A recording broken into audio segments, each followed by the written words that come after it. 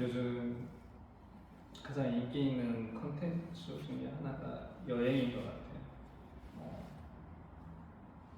TV나 또 인터넷상에서 여러 가지 컨텐츠가 있지만 특별히 여행에 관한 것들이 굉장히 큰 이목을 끄는 것 같습니다. 심지어는 인터넷 쇼핑 방송에서도 인터넷인가요? 쇼핑 방송에서도 여행 상품을 소개하는 그런 프로그램, 그런 코너가 있던데 그만큼 사람들이 여행을 많이 간다는 얘기가 되겠죠. 그런데 이 사람들이 이렇게 여행을 가는데 가는 사람마다 그 여행을 가는 목적은 다 다를 것 같습니다. 어떤 사람은 순수한 관광을 위해서 갈 수도 있고, 또 어떤 사람은 견문을 넓히기 위해서, 또 어떤 사람은 새로운 먹거리를 찾아서 여러 가지 이유가 있을 텐데, 그 중에 가장 큰 이유 중에 하나는 힐링이 아닐까 싶습니다. 뭔가 사회생활을 하면서 정신적으로, 육체적으로 많은 스트레스를 받음으로 그에 따른 고통을 좀 해소하기 위해서 여행을 가는 그런 분들이 많을 것 같아요. 힐링이라는 게 참 중요하죠. 그걸 안고 살면 굉장히 고통스럽다는 걸 저나 여러분 잘 아실 겁니다. 그리스도인들도 힐링이 필요합니다. 특별히 그리스도인들은 이중국적자이지 않습니까? 하나님 나라의 백성이면서도 세상에 속한 사람들이었기 때문에 일반인들보다는 더 많은 스트레스를 받을 수가 있죠. 그래서 그리스도인들에게도 힐링이 필요합니다. 힐링하는 방법이 여러 가지 있겠지만 어떤 분은 성경을 좀 더 열심히 읽거나 묵상하기도 하겠고, 또 어떤 분은 기도를 하기도 하겠죠. 저는 그리스도인의 힐링에 가장 필요한 건 믿음이라고 생각을 합니다. 말씀을 묵상하는 것도 좋고, 성서 기독교 고전을 읽는 것도 좋고, 기도도 좋지만 우리에게 그리스도인들의 힐링에 가장 필요한 건 믿음이라고 저는 생각을 합니다. 오늘 본문을 통해서 과연 믿음이 어떤 효능을 가지고 있는지 한번 같이 생각을 좀 나눠보았으면 합니다. 오늘 본문에 보면 12해를 혈루증으로 앓은 어떤 한 여인이 있습니다. 그가 예수님을 만나고 믿음으로 해서 세 가지 문제를 해결합니다. 첫째는 뭐냐? 육체적인 문제가 해결이 됐어요. 즉, 병이 나았다는 겁니다. 생각을 해보십시오. 12해 동안 그 한 가지 병을 고치기 위해서 가진 노력을 다 했는데 고쳐지지가 않았어요. 감기 하나 앓는 것도 굉장히 힘들고 어려운 일인데, 감기는 조금만 신경 쓰고 휴식을 취하면 한 1, 2주일이면 다 낫지 않습니까? 근데 이 여인은 끊임없이 몸에서 피가 흘러나오는 병에 걸렸기 때문에 그 병을 고치기 위해서 12년 고생을 했습니다. 근데 이러한 여인이 예수님이 오신다는 소문을 듣고 가서 이 사람의 옷이라도 만지면 내가 나을 것 같다는 그 믿음 하나로 갔는데 정말 병이 나았어요. 어떤 의사도 고칠 수 없었던 그 병이 나아서 육체적인 문제가 해결이 된 겁니다.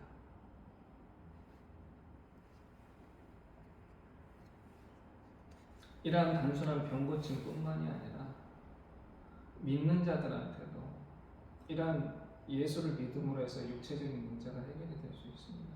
뭐 전혀 병에 안 걸린다는 얘기는 아니고 그만큼 병에 걸려도 그 병을 이길 수 있는 그런 힘이 생길 수 있다는 거죠. 일찍이 바울 사도는 믿는 자들의 몸에 대해서 이런 정의를 내렸습니다. 하나는 뭐냐?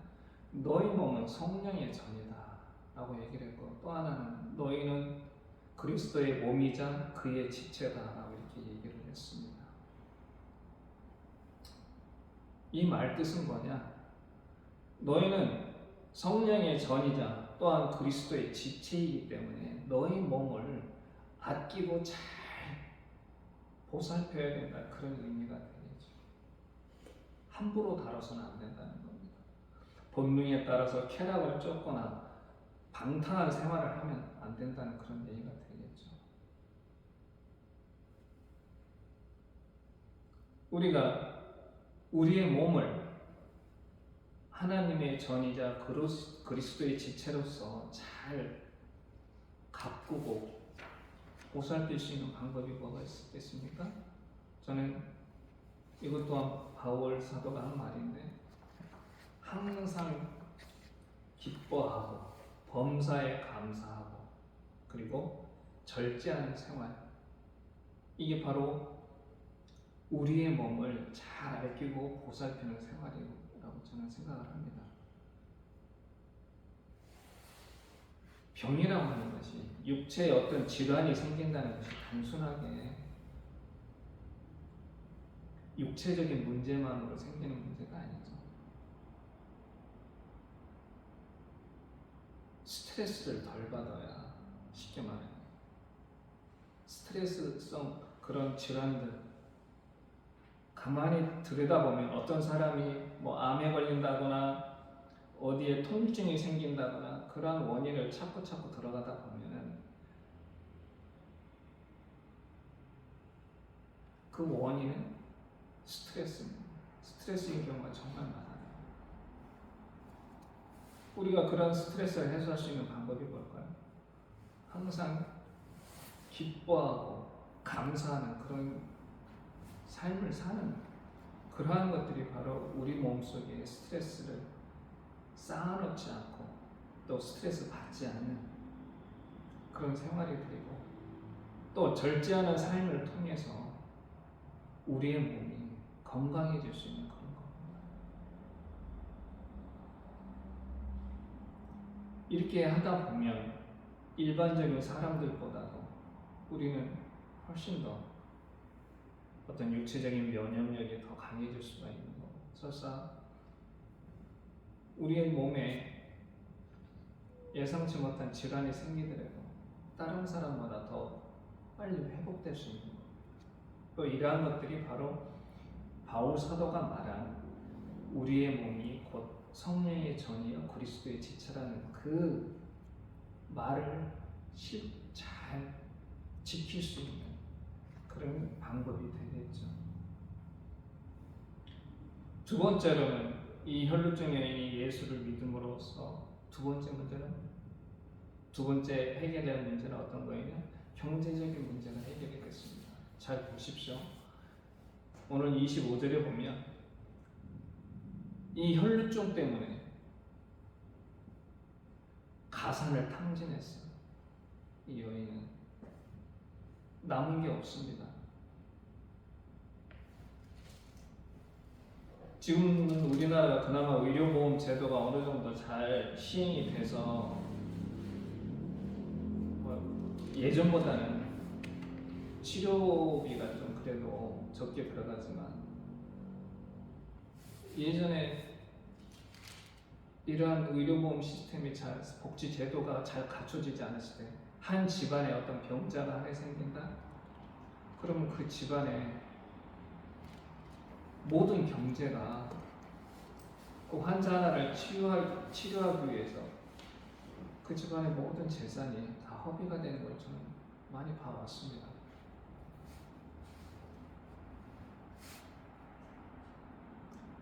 이 시대는 더 심하겠죠. 지금보다 의료 수준이 지금보다 더 낮은 상태였었고, 의료보험이나 이런 같은 복지 제도가 잘 갖춰지지 않은 상태에서 12년을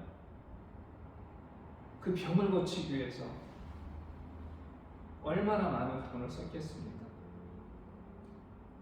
결국엔 이 여인은 경제적으로 파탄이 난 상태가 되는 거죠. 그랬던 이 여인이 바로 그 병이 나음으로써 그러한 경제적인 문제가 해결이 된 겁니다. 마찬가지로 우리가 예수를 믿음으로써, 예수 그리스도를 믿음으로써 우리의 경제적인 문제가 해결이 될 수 있습니다. 제가 돈을 많이 벌어서 문제가 해결된다? 이런 의미가 아니에요. 새로운 경제관이 정립이 된다는 거죠. 즉, 우리가 왜 돈을 벌어야 된다는 부의 목적이 일반 세상 사람들과는 다르게 형성이기 때문에 우리의 경제적인 문제가 해결이 된다는 겁니다. 마태복음 9장에 보면, 마태복음 19장에 보면 어떤 부자 청년 얘기가 나오죠. 이 부자 청년이 누군지는 정확히 모르겠지만 하루는 예수님한테 찾아와서 영생을 얻기 위해서는 어떻게 해야 됩니까? 라고 질문을 하죠. 그랬더니 예수께서 대답하시길 뭐라고 하십니까? 계명을 잘 지켜라. 살인하지 말고, 도둑질하지 말고, 부모님 잘 공경하고, 이웃을 내 몸같이 사랑하라. 이러한 계명을 잘 지키면 네가 영생을 얻을 수 있다. 그랬더니 그 청년 얘기가 저는 그걸 어려서부터 잘 지켜왔습니다. 그랬더니 예수께서 21절에 이런 말씀을 하십니다. 예수께서 이르시되 네가 온전하고 잘할진대 가서 네 소유를 팔아 가난한 자들에게 주라. 그리하면 하늘에서 보화가 내게 있으리라. 그리고 와서 나를 따르라 하시니. 그랬더니 이 청년 표정이 어두워졌죠. 그리고 아무 말 안 하고 돌아갑니다. 그 뒷얘기는 잘 아실 겁니다. 부자가 천국에 들어가기가 이렇게 힘들다. 하나님 나라에 들어가는 게 정말 어렵다. 그런 식으로 말씀을 하시죠. 여기서 예수께서 우리한테 말씀하시고자 하는 그런 핵심은 뭐냐? 우리가 부를 축적하는 목적이 어디에 있다? 나눔에 있다는 겁니다. 이 부를 축적하는 것이 개인의 어떤 행복이나 기쁨을 얻기 위해서 그런 것이 아니라 나누기 위해서, 주위의 어려운 이웃들과 함께 나누기 위해서 너희들이 부를 얻는 이유는 바로 그런 것이다라고 이렇게 얘기를 하는 거죠. 즉 공동체의 건강함을 유지하기 위해서 부가 필요한 거다 이렇게 예수께서 말씀하시는 겁니다.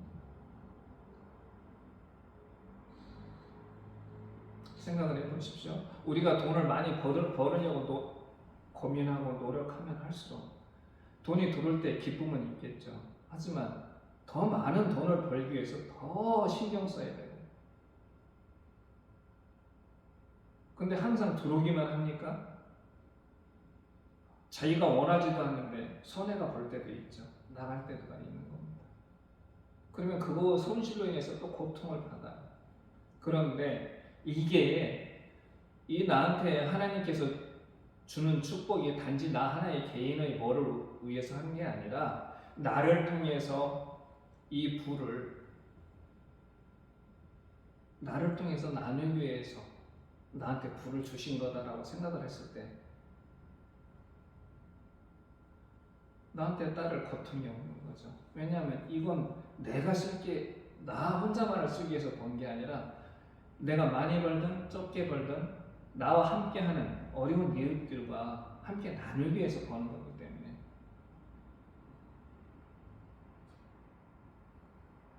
우리 크리스찬들의 경제적인 문제가 그래서 해결이 되는 겁니다. 나 한 사람, 내 가족이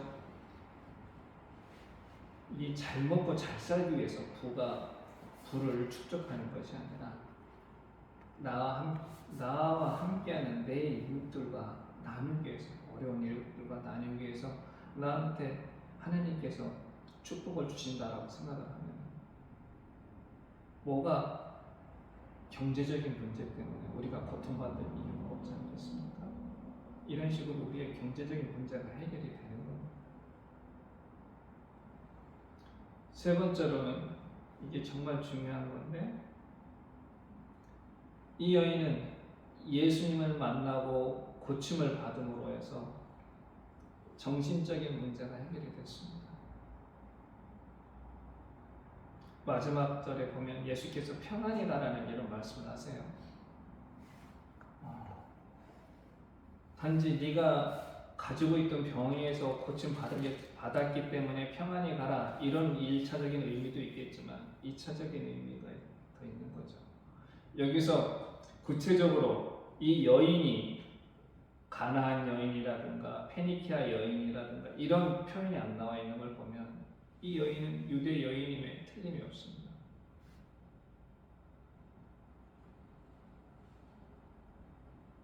잘 아시다시피 레위기에 보면 그 정결 규정이 있어요. 근데 여성에 대한 정결 규정이 있고 남성에 대한 정결 규정이 있는데, 여성에 대한 걸 보면 여성이 부정해질 때가 언제냐? 피 흘릴 때입니다. 월경 중에 나오는 생리혈, 또 출산할 때 나오는 산현, 이러한 피 흘림이 있을 때 여성은 부정해진다고 얘기를 하고 있어요. 근데 이 부정이 그 사람 한 사람만의 문제냐? 성서에 보면 그 여자의 옷도, 그 여자가 앉은 자리도 다 부정하다고 이렇게 얘기를 합니다. 그래서 그 여자 옷을 만지거나 그 여자의 앉았던 자리에 누군가 닿게 되면 그 사람도 부정해지는 겁니다.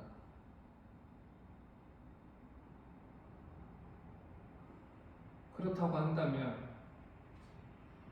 피 흘리는 내내 부정한 여자라고 이미 성서에서 말하고 있는데, 이 여인은 몇 년 동안? 12년을 그렇게 살았습니다. 어떤 여인으로? 부정한 여인으로. 그럼 어떻게 되겠습니까? 그 여인이 돈을 들여서 치료하는 건 둘째치고 이 여인은 고립되는 겁니다. 관계가 끊어지는 겁니다. 그 사회 속에서, 그 공동체 내에서 모든 관계가 단절이 되는 겁니다. 왜냐하면 이 여인과 같이 접촉하거나 그 여인의 집에 찾아가는 그 사람도, 접촉하는 그 사람도 어떻게 됩니까? 부정해지기 때문에. 특히 예수님이 활동하던 이 시대에는 부정한 사람은 곧 죄인인 거예요.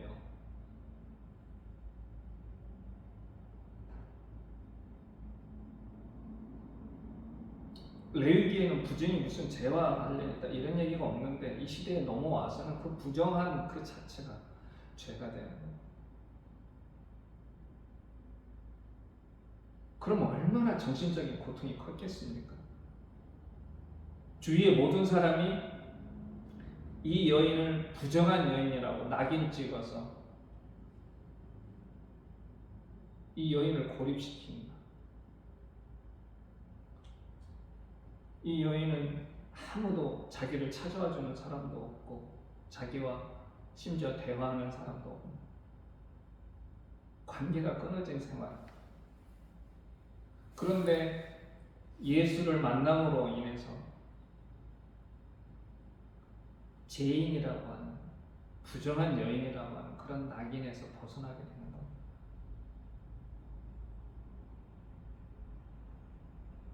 그러면 그에 따라오는 부수적인 결과가 뭐가 되는 거예요? 주위 사람들과의 관계가 회복이 되는 거죠. 아까 제가 처음에 믿음이 그리스도인 힐링에 의해서 믿음이 가장 필요하다 그렇게 얘기를 했는데,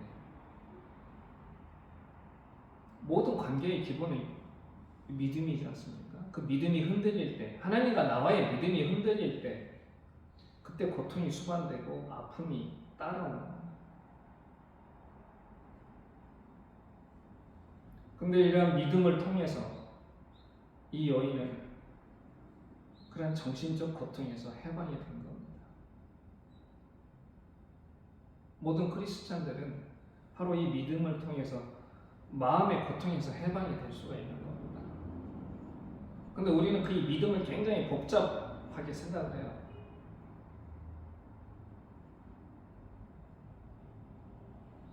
하나님을 믿는 그 삶을 굉장히 어떤 복잡한 삶이라고 생각을 합니다.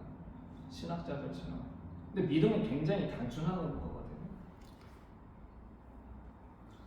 내가 예수 그리스도를 우리의 구세주로 고백하고 믿고 그분 앞에 나아가고 그분의 말씀대로 살아간다면 그분이 우리와 함께 해주시고 우리의 모든 고통과 아픔을 같이 겪으면서 우리를 그 고통에서부터 해방시켜 주실 것이다 라고 하는 아주 그냥 그 단순한, 주위에 계산하지 말고 그런 단순함을 통해서 그 우리의 모든 염려와 고난과 불안을 하나님한테 맡긴다는 그런 단순함을 통해서 우리는 마음의 평안을 얻고 정신적 고통에서 해방을 받을 수 있는 겁니다. 오늘 이 혈루증을 앓고 있는 이 여인은 바로 이러한 예수 그리스도를 믿는 단순함에서 세 가지 문제가 해결이 된 거죠. 육체적인 문제, 경제적인 문제, 정신적인 문제가 해결이 된 겁니다. 제가 이렇게 믿음에 대해서 좀 얘기를 했는데 여러분은 믿음이라는 걸 뭐라고 생각하십니까?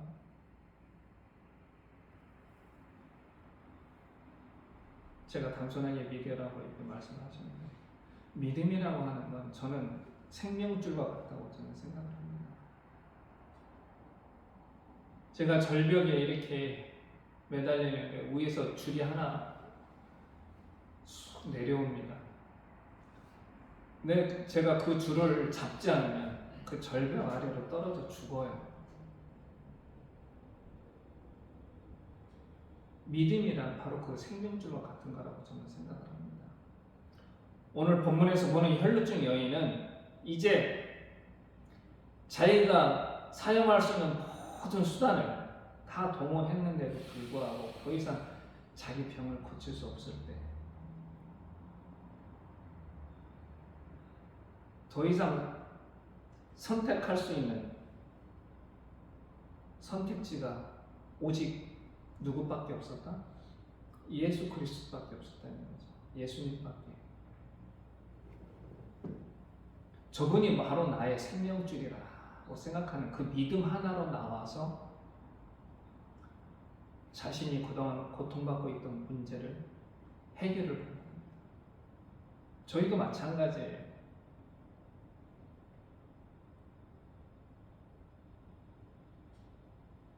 우리의 믿음이 흔들릴 때 항상 그 믿음이 흔들리는 그 믿음 사이로 문제가 들어오는 겁니다.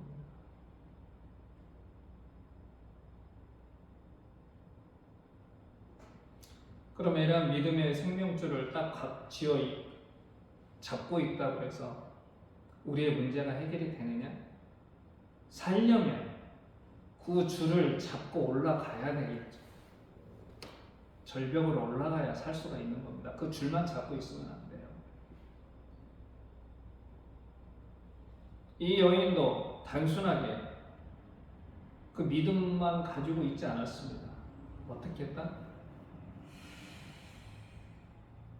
생명줄을 잡고 올라가는 것처럼 이 여인도 예수님을 저분이 나를 고쳐주실 것이다 라는 믿음을 갖고 찾아왔어요. 그냥 제자리에 앉아 있었던 게 아니라 움직였다는 겁니다. 즉 믿음을 행했다는 거죠.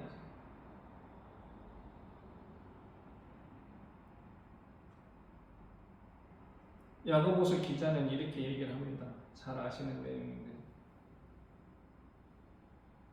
행함이 없는 믿음은 죽은 믿음이다.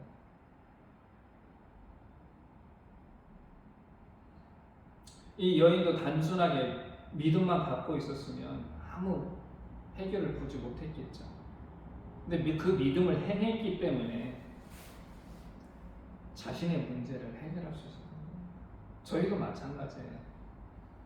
우리가 살면서 예수 그리스도를 믿는다고 말로만 하지 말고 그 예수 그리스도의 그러니까 말씀하신 그대로 우리가 실천하면서 살아야만이 우리의 문제가 해결이 될 수 있는 겁니다.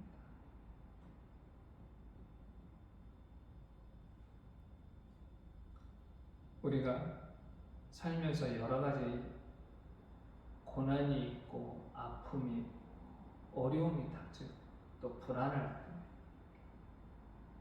저와 여러분 모두 우리도 여행 가고 기도하고 성서 묵상할 수 있죠.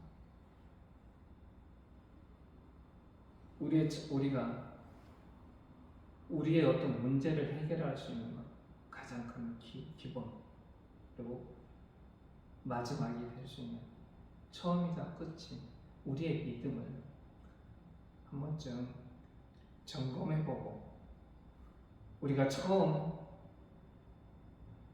우리가 예수를 영접했을 때 예수를 우리의 주라고 영접하고 그때 그 믿음을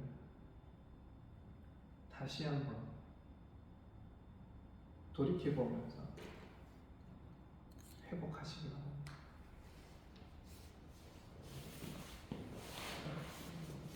그럴 때 우리의 모든 문제가 해결될 거라고 믿습니다. 기도하겠습니다. 하나님 감사합니다. 오늘도 부족한 제가 당신의 뜻을 전했습니다. 주여, 저희가 주님을 믿는다고 늘 입으로 얘기는 하지만 꼭 저희의 믿음이 저희가 입으로 시인하는 것만큼 그렇게 튼튼하지 못했음을 고백합니다. 이 시간 저희의 믿음을 다시 한번 돌아보게 하시고 온전하고 순전한 믿음을 회복할 수 있도록 성령께서 역사하여 주시옵소서. 예수님의 이름으로 기도드립니다.